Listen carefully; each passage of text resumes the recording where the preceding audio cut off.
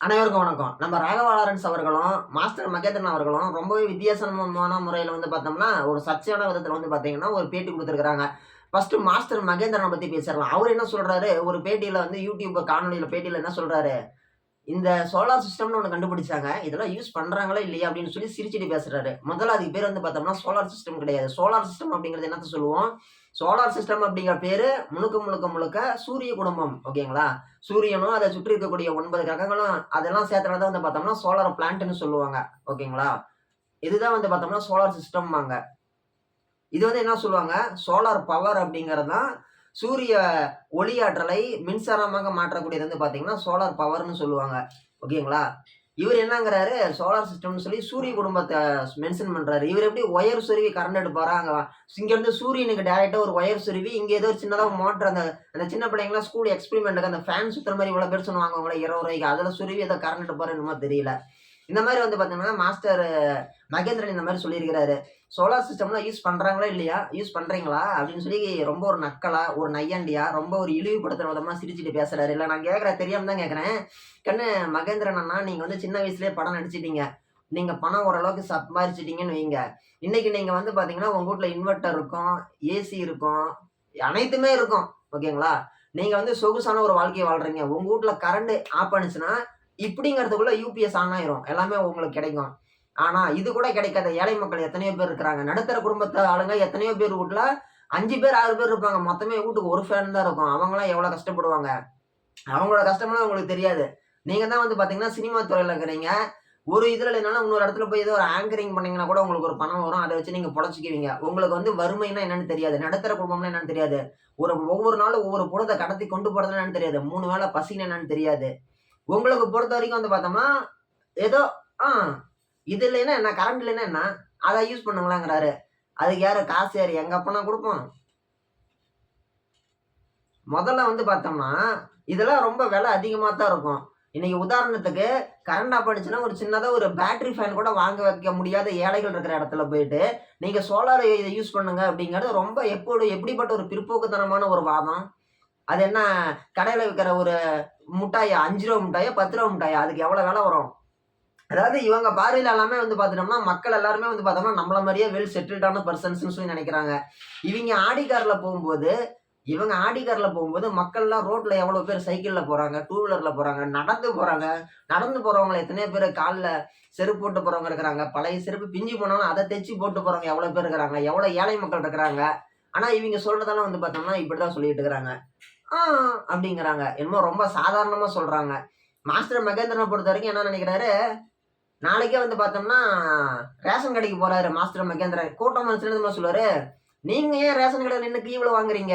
Super market போங்க. அங்க நெறைய கிடைக்கும்" அப்படிம்பாங்க. ஏன் அது எங்களுக்கு தெரியாதா?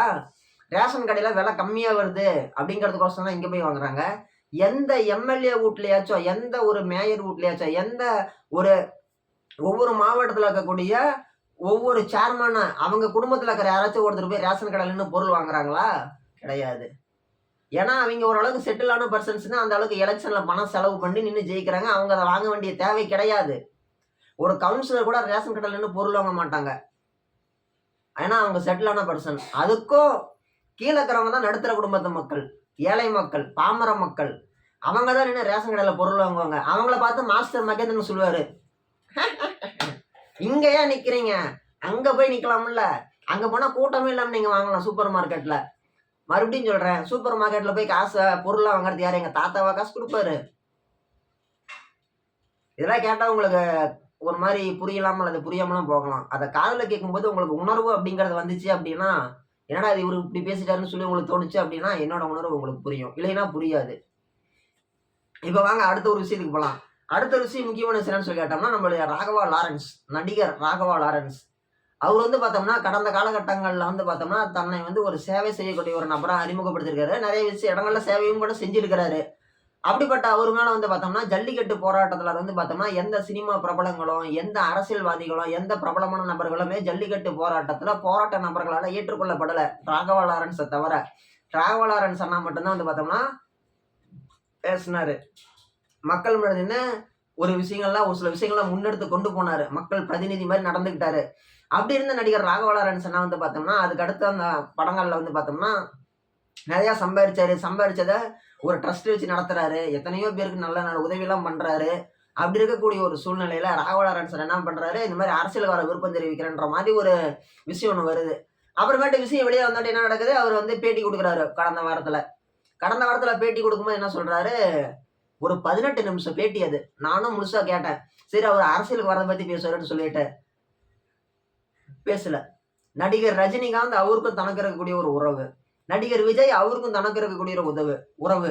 தன்னுடைய பார்வையில அரசியல் எப்படி இருக்குது? அரசியல் அப்படிங்கிறது மக்கள் பார்வையில எப்படி இருக்குது? நான் இத்தன நாள் எப்படி வந்தேன்?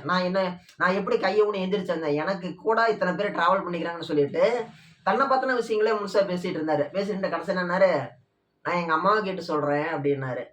சரி ஓகே. மறுபடியும் நேத்து ஒரு பேட்டி குடுத்திருக்காரு. அந்த பேட்டியில பேசிட்டு இருக்கும்போது என்னங்கிறாரு, நானு விஜய் கட்சி ஆரம்பிச்சோன்னே போய் எங்க அம்மாட்ட கேட்டேன். எங்க அம்மா வேணான்ட்டாங்க. இப்ப அவர் ஜெயிச்ச வாட்டி போய் கேட்டேன். சரி கண்ணு சேர்ந்துக்கோ கண்ணுன்ட்டாங்க. ஓகேன்னு சொல்லி நானும் சேர்றேன் அப்படின்ட்டாரு. அப்படி அவர் சொல்லிட்ட வாட்டி போய் இப்ப கட்சியில சேர்றாராம். அத வந்து சேருவீங்களா அப்படின்னு சொல்லி கேட்டா, இருங்க எங்க அம்மாவ கூப்பிட்டு ஒரு மேடை போட்டு எல்லாரையும் என் நண்பர்கள், என்னோட வெல் விஷர்ஸ், எனக்கு உதவி பண்ணவங்க எல்லாரையும் கூப்பிட்டு உட்கார வச்சு அவங்க முன்னாடி தான் நான் சொல்லணும்னு ஒரு கருத்தை பதிவு பண்ணியிருக்கிறாரு. Okay done.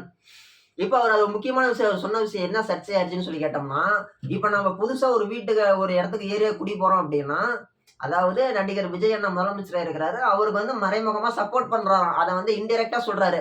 நம்ம புதுசா ஒரு இடத்துக்கு வீட்டுக்கு குடி போனோம் அப்படின்னா, ஒரு ஏரியா குடி போனோம் அப்படின்னா, ஒரு வீட்டுக்கு குடி போனோம் அப்படின்னா, அந்த வீட்ல ஃபர்ஸ்ட் எடுத்த உடனே வந்து பார்த்தோம்னா, பைப்ல எங்கேயோ உடைஞ்சிருக்குதான்னு பார்க்கணும். டேங்க்ல ஏதோ வாட்டர் இருக்குதான்னு பார்க்கணும். போற வழியில ஏதோ தண்ணி கனெக்ஷன்ல ஏதோ விரிசல் இருக்குதான்னு பார்க்கணும். ஃபேன் ஓடுதான்னு தெரியாது. ஒயர் கனெக்ஷன் எங்க வீக்கா இருக்குன்னு தெரியாது. அந்த மாதிரி நாமலாம் போய் பார்க்கணும் அப்படின்னா, அது கொஞ்சம் டைம் ஆகும்ல. ஒரு 6 மாசமாச்சும் ஆகணும்ல அப்படிங்கிறாரு. ஓ! அப்படியா? அப்படிங்கிற மாரி தான் நம்மளுக்கு இருக்குது. சரி ஓகே. அதுக்கு அடுத்தது என்னன்னு சொல்லி கேட்டோம்னா, அத சொல்லி முடிச்ச உடனே மறுபடியும் என்ன சொல்றாரு, இந்த மாரி ஒரு இடத்துக்கு புதுசா ஒரு ஏரியா குடி போனோம் அப்படின்னா, அங்க நாய்கள் நெறையா இருக்கும்.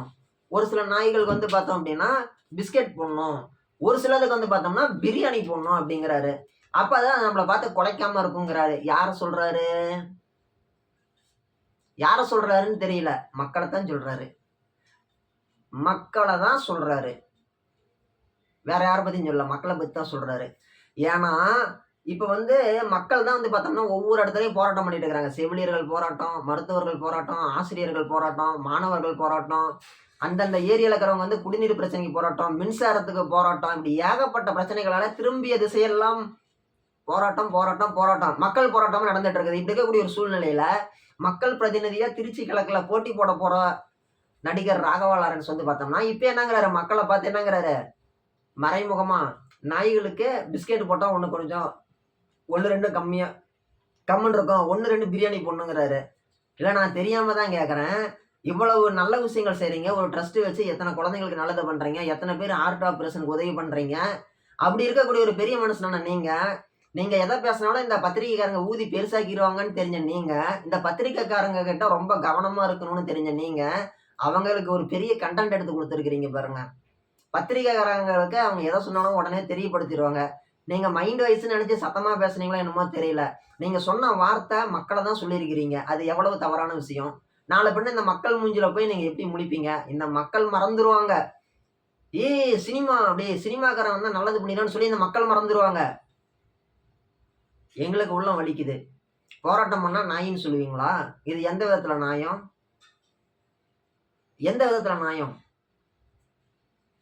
இதையும் தாண்டி இந்த மக்கள் உங்களுக்கு தான் ஓட்டு போடுவோம். திருச்சி கிழக்குல உங்கள வந்து எம்.எல்.ஏ ஆக்குவோம். இவங்க நெனச்சுக்கிட்டாங்க. வந்து ஒரு பேட்டி குடுத்துட்டு நம்ம இது பண்ணோம்னாலும் நம்ம எம்.எல்.ஏ, அமைச்சர்ன்னு சொல்லி நெனச்சுக்கிட்டாங்க. மக்கள் ஓட்டு போடணும். அவைங்க போட்டுருவாங்க. அவங்களுக்கு வந்து கொள்கை அரசியல் பண்றவங்கள பத்தி மக்களுக்கு கவல இல்ல. மக்களுக்கு வந்து பார்த்தோம்னா, கோட்பாடு வச்சு அரசியல் பண்றவங்கள பத்தி அக்கறை இல்ல. மக்கள் பிரச்சனைகளுக்கோசரம் வரவங்கள பத்தி மக்களுக்கு அக்கறை இல்ல. மக்களுக்கு மொத்தத்துல ஒரு கவர்ச்சி, ஒரு இம்ப்ரஷன், ஒரு அட்டென்ஷன், ஒரு ஒரு பிரமிப்பு. அத பார்த்து தான் மக்கள் ஓட்டு போடுறாங்களே தவிர, கொள்கைய பார்த்து ஓட்டு போடுறதில்ல. அதனால நீங்க மக்கள நாயின்னு சொல்லுவீங்க, பூனைன்னு சொல்லுவீங்க, குரங்குன்னு சொல்லுவீங்க. ஒடக்கான்னு நீங்க மக்கள சொன்னா மக்கள் கைத்தட்டி சிரிப்பாங்க. மக்களுடைய மனநிலை அதுதான்.